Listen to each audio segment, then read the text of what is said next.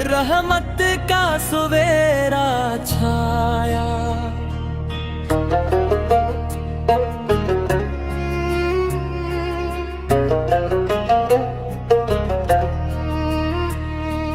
अल्लाह के प्यारे महबूब सबसे आला शान वाले, राहे हक के रोशन रहबर, सबके गम को टॉलने वाले। आपों ने सच बोलना सिखलाया, अदलो वफा का दर्स दिया। नफरत के अंधेरों में रोकर प्यार का रोशन चुराग दिया। आपकी पाकीज़ा सेर हर दिल के लिए मिसाल बनी।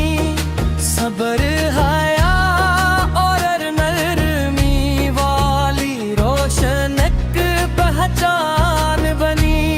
मदीने की मिट्टी प्यारी है, मदीने की हवा भी प्यारी। जिस दिल में इश्क़ अहमद हो वो किस्मत वाला है सारी। हम भी सुनत अपना ले तो जिंदगी रोशन हो जाए। हर मुश्किल आसान जाए, दिल को सच्चा सुकून मिल जाए।